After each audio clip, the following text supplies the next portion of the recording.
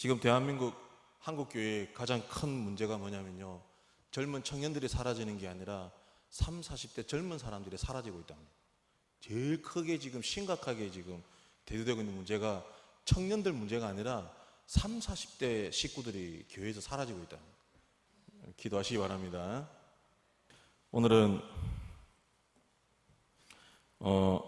저는 이 제목을 잡고 우리 청소년들이 알 거라 생각했는데 청소년들은 이 제목을 아무도 모르더라고. 오히려 근데 오히려 30, 40대에 있는 젊은 남자들은 이걸 얼리 아답터라는 말을 다들 알고 있더라고요. 그죠? 아시는 분들은 아실 거고 모르시는 분들은 아마 처음 들어보실 겁니다. 이 얼리 아답터라는 말은 신제품이 나오면 누구보다도 빨리 그 신제품을 구입해가지고 그 상품이 어떻는지에 대해서 이렇게 막 글을 올리는 사람들을 얼리 아답터라 그럽니다. 그러니까 특히 어떤 경우냐면 디지털 기기 같은 경우, 이제 스마트폰이라든지 탭이라든지 컴퓨터 같은 것이 새로 나오면 빨리 구입해가지고 이 물건에 대해서 이게 막 어떤 게 좋고 어떤 게 나쁘다 이렇게 해서 막 글을 올리는 것 사람들을 뭐라고요? 얼리 아답터라 그러는 거예요. 얼리 아답터라 그래요. 그죠? 얼리라는 말은 일찍, 그죠? 아답터는 말은 채택하다. 채택하다. 이 말이 원래는 1957년 미국의 사회학자, 이거 제가 찾았습니다. 이거 제가 책을 본 게 아니라 에버릿 로저스라는 사람이 그의 저서 Diffusion of Innovation이라는 책에서 처음 사용한 말입니다. 근데 처음 사용할 때 이 말은 딱히 그렇게 인기가 없었습니다. 근데 2000년대 들어와서 이 IT 산업이 급속도로 발달하면서 이 말이 새롭게, 그죠? 지금 이 시대에 대두되고 있는 신조어는 아닌 옛날 말이지만은 새롭게 이제 부상되는 말입니다. 그래서 이 얼리 아답터라는 이 사람들 때문에 소비자도 그렇고 그 물건을 만드는 회사도 그렇고 그들의 의견에 집중하게 됩니다. 이 사람들이 그 물건을 먼저 사용해 보시니까 그 물건이 좋고 나쁘고 어떤지, 그럼 소비자 입장에서는 그 내용을 보고, 그죠? 살려고 했는데 상태가 안 좋더라. 그러면 안 사는 거예요. 그러면 이 효과가 어디로 바로 전달되겠습니까? 그 물건을 만들어내는 공장, 회사에도 영향을 미치는 거예요. 그래서 요즘에는 이 얼리 아답터를 선구자, 중간자, 상당히 좋은 말로 이렇게 이야기를 하고 있습니다. 그래서 이 얼리 아답터를 요즘은 그냥 대놓고 이야기합니다. 이 시대를 이끌어가는 리더들이다라고 이야기하고 있습니다. 이해가 되셨죠? 이제 이해가 되셨죠, 그죠? 이러면 이제 오늘 말씀을 가지고 이제 한번 생각해 보겠습니다. 저는 그래서 오늘 우리 사사기 본문을 보면서 우리 기도원 이야기를 너무나 잘 압니다. 여기 혹시 기도원 이야기 모르시는 분 계세요? 그죠? 기도원과 뭐 군데군데서 뭐 하시는데 기도원과 300용 리액션 잘하는 교회, 부흥하는 교회라고 그렇게 이야기를 했는데도 이게 저의 전달력이 좀 떨어지는 것 같아요. 그죠? 제가 발음이 좀 그렇지 않습니까? 오늘도 강명기 집사님을 강맹기 집사님이라 부르고, 응? 부산의 갱제는 이렇게 막 제가 발음이 좀 그래서 전달이 잘 안 되는 것 같은데, 그죠? 어쨌든 저는 그래서 사사기 본문을 보면서 6장 전체를 오늘 다 봐야 됩니다. 원래는 6장 전체를 다 봐야 되는데 6장 전체를 다 보면 너무 힘드니까 제가 중간에 딱 한 부분만 읽었습니다. 그래서 사사기와 제가 책을 보면서 이 얼리 어댑터라는 말이 어떻게 보면 이 사사기 지금 6장하고 맞겠다 싶어서 제가 한번 그 부분에 대해서 한번 찾아봤습니다. 그래서 여러분 함께 이 시간 은혜 좀 나누려고 합니다.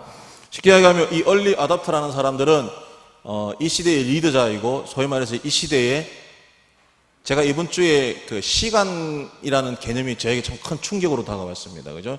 이 얼리 어댑터들은 소위 말해서 이 시대의 시간과 공간을 지배하고 있다라고 저는 제가 나름대로 규정을 했습니다. 왜냐하면 이건 신학적인 견해가 아니기 때문에 제가 규정해도 됩니다. 그렇게. 그죠? 반대하시면 나중에 저를 찾아오시기 바랍니다.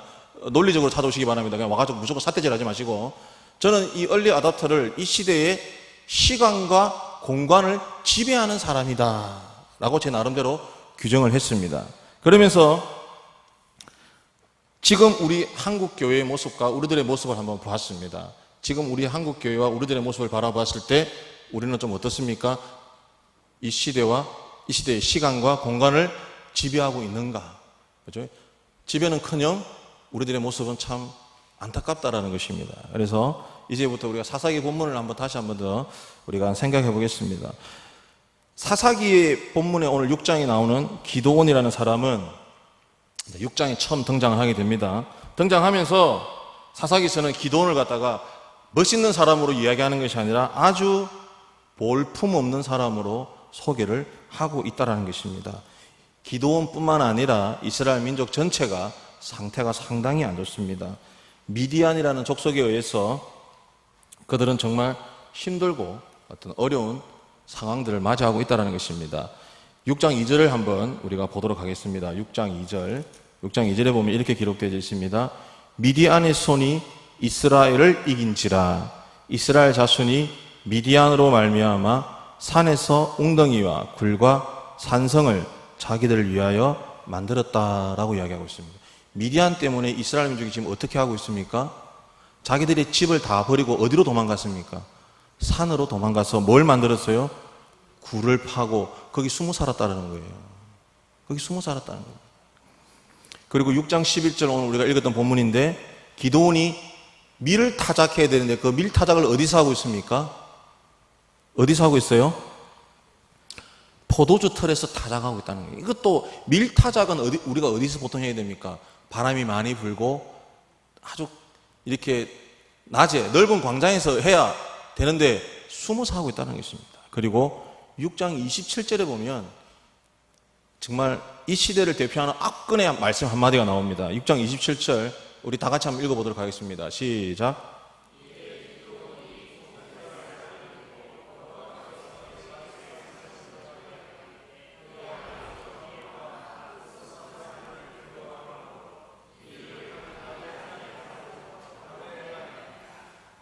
이 일을 감히 언제 못하고요? 낮에 못하고 밤에 행했다. 여러분 지금 이 시대가 어떤 시대인지 감이 오십니까?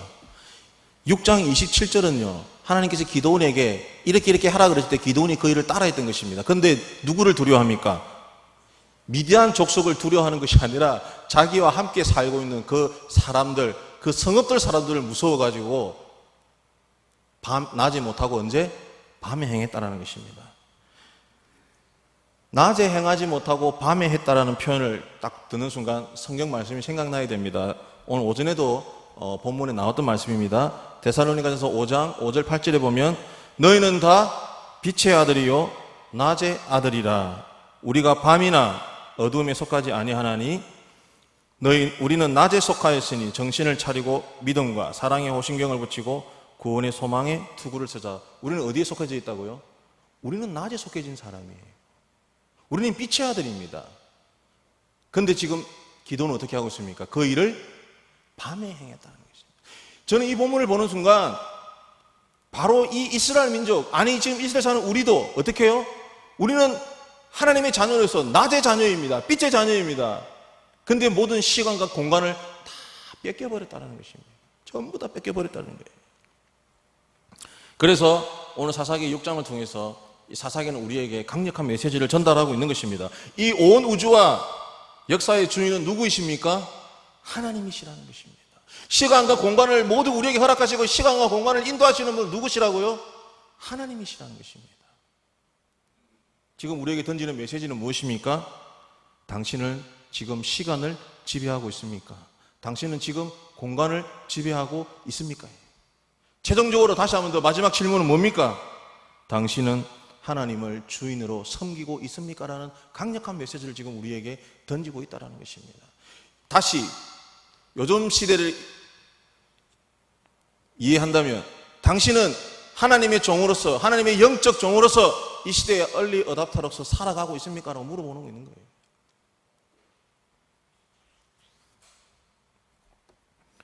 그러지 못한 우리들의 모습을 볼 때 참으로 안타깝습니다. 안타깝습니다. 그런데 근데 여러분 보시기 바랍니다. 이렇게 보잘것없고 어떻게 보면 그 낮에 힘을 다 잊어버리고 밤에 행할 수밖에 없는 우리들의 모습 속에서 그런 우리들을 보면서 그런 기도원을 보면서 하나님은 어떻게 해요? 그냥 내버려 두지 않는다라는 것입니다. 그를 어떻게 해요? 다시 불러서 세워 나가신다라는 것입니다. 그것이 우리에게 힘이 되고 은혜가 되는 것입니다. 그래서 저는 오늘 본문 속에 나와 있는 6장에 나와 있는 기도원의 모습을 통해서 하나님께서 어떻게 다시 우리를 이 시대의 얼리 아답터, 영적인 얼리 아답터로 세워주시는 듯이 함께 생각해 보겠습니다. 먼저, 그죠? 첫 번째, 정체성의 확립입니다. 정체성의 확립. 그래서 제목을 큰 용사, 이렇게 큰 용사. 첫 번째, 큰 용사. 자, 오늘 우리가 읽었던 본문 11절에, 그죠? 하나님께서 기도원을 찾아옵니다. 그죠? 기도원을 찾아와서 밀타작을 포도틀에서 하고 있는 기도원을 찾아와서 12절에 하나님께서 기도원을 무엇이라 부릅니까? 큰 용사라고 부른다는 것입니다. 근데 이 큰 용사라고 부를 때 이 말의 뉘앙스가 조금 이상한 겁니다. 그죠? 어떤 거냐면 이런 것입니다. 예쁜 사람한테 예쁘다 그러면 문제가 됩니까? 안 됩니까? 예를 들어서 우리 신선아 집사님이 우리 성광께서 참 아름답지 않습니까? 그죠? 신선아 집사님 보고 예쁘다 그러면 다 이해가 돼요. 그게 맞는 말이라고 생각이 돼요. 근데 이제 그러지 못한 사람들이 있잖아요. 그죠? 그러지 못한 사람들이 많이 있습니다. 대다수의 사람들이 다. 왜 이렇게 심하게 격하게 웃으시고 그러십니까? 그죠? 대다수의 사람들이 그러지 못합니다. 근데 거기 가가지고, 어머, 너무 예쁘다 그러면요. 처음에는 이해가 되는데, 한 두세 번 듣다 보면요, 기분이 나쁩니다. 예쁜 사람 보고 예쁘다 그러면 이해가 되는데, 못생긴 사람 보고 예쁘다 그러면요, 저도 그런 얘기 많이 들었거든요. 저보고 잘생겼대요, 사람들이. 저보고 잘생겼다 그러더라고요. 특히 어떤 부류에서 저보고 잘생겼다 그러냐면요, 60대 이상 되신 어머니들이 저를 보고 잘생겼다 그러더라고요. 우리 체육적인 사람 저만 보면, 아이고, 예뻐. 기분 나쁘다는 말입니다. 네. 지금 하나님께서 이 기도원에게 큰 용사라고 이야기하고 있습니다. 어떻다는 거예요, 지금? 큰 용사가 아는데 큰 용사라고 하는 거예요, 지금. 큰 용사가 아는데 큰 용사라고 하는 거예요. 근데 우리 성경에 보면 이렇습니다. 큰 용사여, 여호와께서 너와 함께 하신다. 이렇게 나와 있습니다. 그죠? 근데 워낙 히브리 원어나 영어 성경에 보면 너와 함께 하시기 때문에 큰 용사다 이렇게 나와 있습니다. 너와 함께 하시기 때문에 큰 용사다. 여러분 이 표현을 여러분 잘 보시기 바랍니다. 이 표현을 잘 보시기 바랍니다. 기도원이 큰 용사이기 때문에 큰 용사라고 말하는 게 아니란 말이에요. 뭐예요? 하나님이 너와 함께 하시기 때문에 네가 비록 지금은 보잘것없는 숨어 살고 있는 사람이지만 하나님이 함께 하시기 때문에 뭐예요? 네가 큰 용사다라는 거예요. 네가 큰 용사라는 것입니다. 성서에 보면 수많은 사람들이 나옵니다. 예수님께서 제자를 부르실 때 나를 따라오너라 그러십니다. 예수님의 제자들의 대다수의 직업이 무엇입니까? 어부였습니다. 어부였어요. 예수님께서 그들에게 이렇게 외치십니다. 나를 따라오너라. 이제부터 너희가 뭘? 사람을 낚는 어부가 되게 하겠다는 것입니다. 그들은 고기를 낚는 어부였어요. 그게 자기들은 그게 맞다고 생각하고 살아갔습니다. 그러나 예수님께서 이 땅에 오셔서 그들을 부르실 때 뭐라고 부르셨습니까? 고기를 낚게 하는 게 뭐라고요? 사람을 낚는 어부가 되게 하겠다. 십자가를 지고 나를 따라오라는 것입니다. 그들의 정체성을 깨워주시는 겁니다. 여러분 하나님 우리를 이 땅에 어떤 존재로 보내주셨습니까? 숨어 살아라고 보내주셨어요. 세상 속에서 숨어서 그냥 겨우겨우 살아라고 보내주셨어요. 어떻게 해요? 큰 용사로 이 땅에 보내주셨다는 것입니다. 그러면서 뭐예요? 내가 너와 함께 하기 때문에 네가 큰 용사라는 거예요. 큰 용사로 우리를 이 땅에 보내주신 거예요. 바로 그 정체성을 지금 하나님은 기도원을 깨워주시는 겁니다. 네는 원래 이런 존재였다라는 거예요. 그리고 그 속에 담겨져 있는 또 다른 뜻이 하나 더 있습니다. 요즘에 제가 그 냉장고를 부탁해라는 그 그 TV 프로가 있습니다. 혹시 보시나요? 이건 대화가 안 되는데 큰일 났네. 그죠? 쉽게 가면 그 냉부라 그럽니다. 이제 냉부고 그 쿡방이에요. 쿡방 요즘에 줄여가지고 쿡방 이제 요리 방송 이래가지고 그 셰프들이 나옵니다. 대한민국 최고의 셰프들이 나와 있으면요 연예인들이 나오는 거예요. 이화영이라는 연예인, 윤현숙이라는 연예인이 나옵니다. 근데 냉장고를 들고 나오죠. 이제 그 연예인들이 냉장고를 들고 나와가지고 냉장고 문을 열어봅니다. 그죠? 우리 이화영 권사님이나 윤현숙 권사님 냉장고 정리를 잘 하실 텐데 그죠? 오늘 이화영 권사님 격하게 웃으시는 거 보니까 언제 한번 냉장고 검사를 하러 가야 되겠네. 우리 특히 여자분들 냉장고 문 열기 두렵습니다. 그죠? 막 문 여는 순간 갑자기 안에서 막 곰팡이가 막 웃으시는 분들은 공감이 되는 거죠. 이 김은영 집사님. 예. 그런 냉장고를 딱 들고 왔는데 안에 있는 재료를 가지고 이 세상에 딱 하나밖에 없는 기똥찬 요리를 만들어내는 거예요. 기똥찬 요리를 만들어내는 겁니다. 근데 참 재밌는 건요. 그 수많은 연예인들이 전부 다 나와서 똑같이 하는 말이 있습니다. 그게 뭐냐면요. 어떻게 내 냉장고에서 이런 요리가 나오지? 이렇게 이야기합니다. 무슨 말인지 이해가 되세요? 어떻게 내 냉장고에서 뭐 썩은 냄새 죄송합니다. 이런 냉장고에서 어떻게 이런 요리가 나오지? 그럼 그게 무슨 말입니까? 그 보잘것없는 나오네요. 그죠? 그거지만 뭐예요? 셰프의 손을 거치는 순간 뭐가 됩니까? 최고급 레스토랑의 요리가 되어버리는 거예요. 오늘 바로 하나님께서 지금 이 부분에서 말씀하신 게 바로 이겁니다. 내가 너를 만지겠다라는 거예요. 내가 너를 만들어버리겠다라는 겁니다. 뭘로요? 이 땅에서 가장 존귀한 존재로 내가 만들어버리겠다라는 것입니다. 그 뜻이 바로 숨겨져 있는 겁니다. 그걸 깨달으라는 거예요. 하나님이 지금 그것을 깨달으라는 거예요. 시간이 벌써 그죠? 한 군데만 안 되는데. 여러분, 하나님은 우리를 만지시길 원하십니다. 아닙니다. 하나님은 우리를 만지십니다. 여러분, 그 만지심에 순종하시기 바랍니다. 만지심에 순종하시기 바랍니다. 그럴 때 하나님 우리를 어떻게 해요? 이 시대를 이끌어가는 얼리 아답터로 세워주시는 겁니다. 그죠? 큰일 났네. 세 번째 남았는데, 이거 지금. 그죠? 두 번째. 그죠? 두 번째 딱 들어가는 순간 잠이 오기 시작합니다, 이제. 그죠? 여기까지 좋았는데, 그죠? 두 번째, 여호와 샬롬입니다. 여호와 샬롬. 저는 이 전개 과정이 너무나, 정말 진짜 이 하나님의 하나님의 영으로 감동돼서 있었다는 표현이 너무나 진짜 저는, 그 다음 두 번째 뭡니까? 여호와 샬롬입니다. 여호와 샬롬. 여호와 샬롬입니다. 보잘것없는 우리들에게, 이제 얘를 이렇게 세워야 돼요. 이렇게 세워야 되는데, 얘가 아직도 힘들어해. 뭐예요? 그에게 하늘의 평안을 주시는 것입니다. 하늘의 평안을 주십니다. 하늘의 평강을 그에게 주시는 거예요.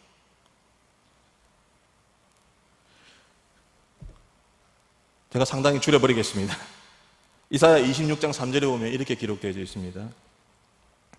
주께서 심지가 견고한 자를 평강하고 평강하도록 지키시리니 이는 그가 주를 신뢰함이니이다. 이 표현 조금 이런 표현이 조금 그런데 옛날 개역판에 보면 주께서 심지가 견고한 자를 평강에 평강을 더하신다. 저는 이 표현이 좀 더 좋은 것 같습니다.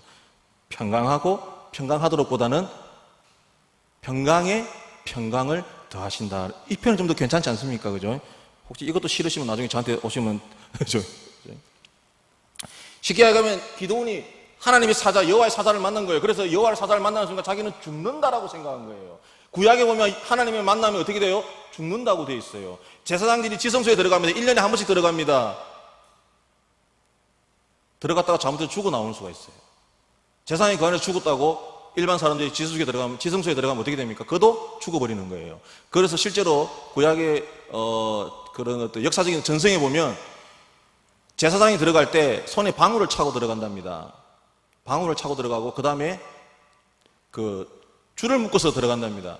방울 소리가 나고 있으면 뭐예요? 그 사람이 제사장이 살아있는 거예요. 근데 방울 소리가 안 나면 죽은 거예요. 그래서 죽은 사람은 어떻게? 줄을 당겨서 꺼집니다. 이건 제가 자료를 찾은 거기 때문에 신학적인 어떤 이해는 제가 요구하는 거 아니기 때문에 지금 기도는 하나님 여호와의 사자를 만났기 때문에 자기는 죽어야 된다고 생각한 거예요. 그런데 하나님께서 뭐라고요? 아니다. 내가 너에게 뭘 준다고요? 평강에 평강을 주겠다는 것입니다. 평강에 평강을 주겠다는 것입니다. 그런데 이 평화라는 말 우리가 자주 쓰는 말입니다. 우리 이미경 집사님도 애들 앞에서 샬롬 하고, 그죠? 우리 중고등부 고명쌤도 샬롬입니다. 우리도 만나면 어떻게 이야기합니까? 안 하시는구나. 그러니까. 샬롬. 우리 조명희 장로님은 할렐루야 하시고. 이 샬롬이란 말은 어떤 순간의 어떤 평강을 말하는 것이 아닙니다. 우리 삶의 전체를 이야기합니다. 온 삶에 뭐예요?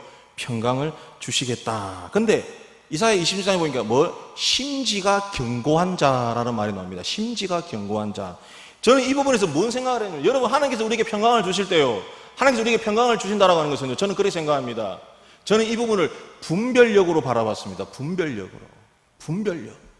여러분, 우리가 마음이 흔들리고 마음이 조급해지면 어떻습니까? 상황 판단을 잘 못한다는 것입니다.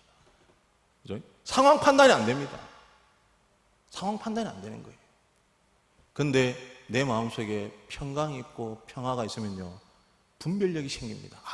내가 이 부분을 왜 중요하게 제가 생각하냐면요, 이 다음이 이제 어떻게 됩니까? 이제 미디안과 전쟁을 앞두고 있습니다. 그리고 하나님께서 기도원에게 이제 다음 이제 결론을 제가 이야기했을 때 되겠지만, 아까도 말씀드렸지만 그 바알과 우상을 다 찍어버리라 그럽니다. 그죠? 찍어버리고 이제 미디안과 전투를 앞두고 있습니다. 그때 기도원의 그런 선택을 한번 보시기 바랍니다. 이거는 마음에 하나님의 그런 영적인 평화가 없으면요, 이런 결정을 못 내린다는 것입니다. 하나님께서 우리에게 뭘 주신다고요? 평강을 더해 주신다. 무엇입니까? 나의 삶 속에서 내가 무엇인가를 결정해야 될 때, 특히 하나님의 뜻을 결정해야 될 때, 우리의 영의 평화를 얻을 때 우리는 분별할 수 있다는 것입니다. 평강을 더해 준다는 것입니다. 이런 정확한 분별력이 있을 때 어떤 삶을 우리가 살아가는 것입니까? 바로 이 땅에 얼리 아답터로 살아갈 수 있다는 것입니다. 세상의 그런 어떤 세파에 우리가 흔들리지 않고 딱 하나님 중심에 붙잡혀서 하나님께서 원하시는 방향으로 우리는 선택해서 날아간다는 것입니다. 이제 마지막 결론을 내리겠습니다. 결론을 이제 내려줘야 이제 서로가 이제 은혜가 되는 겁니다. 그죠? 훌륭한 강의는 5분 일찍 시작해서 5분 빨리 맞춰줘. 그런 강의는 교수님들 강의들 가면 학생들이 버글버글 합니다. 그냥 10분 빨리 시작하고 10분 늦게 마치는 교수님 강의는 아무도 안 들어갑니다. 애들이. 마지막입니다. 결론을 내리면서 제가 결론과 함께 여룹바알이라고 이야기합니다. 이제, 그죠? 일어나 함께 가자. 그죠? 제가 이 시간에 짧게 노래를 하나 살짝 불러드리겠습니다. 그죠?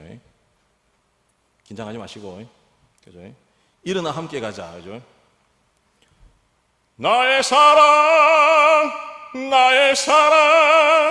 나의 어여쁜 자야, 일어나 함께 가자. 이게 저기 CCM 나온 노래입니다. 그죠? 잘 모르시는 모양이에요. 그죠? 나의 사랑하는 자의 목소리 듣기 원하네. 나의 사랑, 나의 어여쁜 자야, 바위 틈 은밀한 곳에서 듣기 원하네. 부드러운 주님의 음성, 나의 사랑, 나의 어여쁜 자야, 일어나 함께 가자. 나의 사랑, 나의 어여쁜 자야, 일어나 함께 가자. 여러분, 하나님께서 기도원을 찾아오셔가지고 그에게 정말 하고 싶은 이야기가 무엇이겠습니까? 나와 함께 가자. 나와 함께 가자. 나와 함께 가자. 근데 하나님께서 그에게 나와 함께 가자 하면서 기도원에게 한 가지 부탁의 말씀을 주고 있습니다. 뭡니까? 여룹바알입니다. 여러분, 이 히브리 여룹이라는 말은요, 히브리어 여룹이라는 말은요, 파이터입니다. 파이터. 싸운다는 것입니다. 그러면 여룹바알은 무슨 말입니까? 바알과 싸워라 하는 것입니다. 이게 무슨 말입니까? 내 속에 들어있는 바알과 싸우라는 것입니다. 내 속에 들어있는 세상 것들과 어떻게 해요? 싸우라는 것입니다. 파이터라는 거예요. 내 속에 세상 것들로 있고 내 속에 세상 것들로 가득 차 있으면 어떻게 우리가 하나님과 같이 갈 수 있냐 말입니다.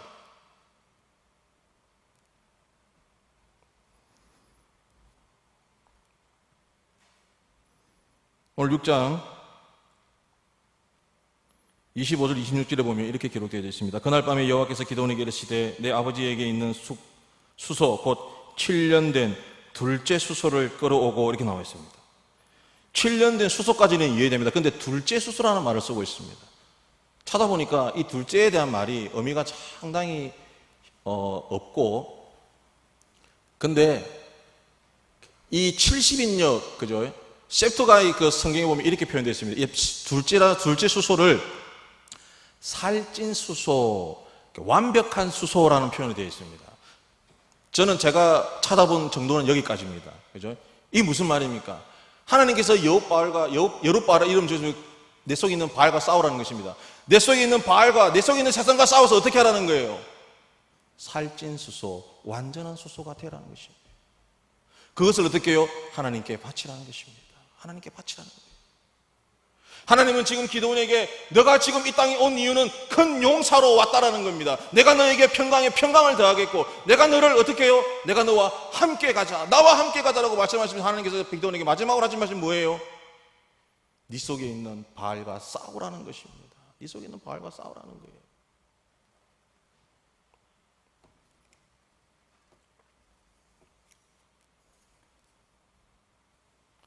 여러분 오늘 말씀을 통해서 우리의 삶을 다시 한번 돌아보시기 바랍니다. 다시 서론으로 돌아서 질문을 해보겠습니다. 여러분 지금 이 시대의 시간을 지배하고 있습니까? 여러분 이 시대의 공간을 지배하고 있습니까? 여러분 이 시대에 하나님이 나의 온전한 주이심을 고백하고 있습니까? 여러분이 이 질문에 여러분 삶을 통해서 응답하셔야 됩니다. 바로 오늘 하나님께서 기도원에게 그 응답을 요구하시는 거예요. 그 응답을 요구하시는 겁니다. 미디안과의 엄청난 전투를 앞두고 하나님은 기도원에게 그 응답을 요구하십니다. 그 응답을 요구하시는 거예요. 기도원을 제가 이제 앞으로 한 번이나 두 번 더 해야 될 거예요. 내용이 좀 너무 많다 보니까. 여러분, 하나님은 우리를 향해서 이렇게 이야기했습니다. 이렇게 얘기해요. 너희들의 삶을 통해서 나에게 응답하기를 원하시는 그 하나님이십니다. 그래서 이 시대에 정말 이 시대를 이끌어가는 여러분 큰 거 아니지 않습니까? 여러분 삶의 자리에서 영적인 얼리 아답터, 하나님께서 원하시는 얼리 아답터로 살아가시는 저와 여러분 되기를 간절히 소원합니다. 기도드리겠습니다. 하나님 지금 우리를 부르시고 계십니다. 아니 우리에게 질문하고 계십니다. 하나님의 그 질문에 우리의 삶을 통하여서 응답하기를 원합니다. 하나님 세상 속에 숨어 살아가는 우리들의 모습이 아니라 얼리 아답터로서 이 세상의 변화를 주도해 나가는 우리 온 성과 함께 식구들 될 수 있도록 하나님 역사하여 주시옵소서. 예수님 이름으로 감사하며 기도드립니다. 아멘.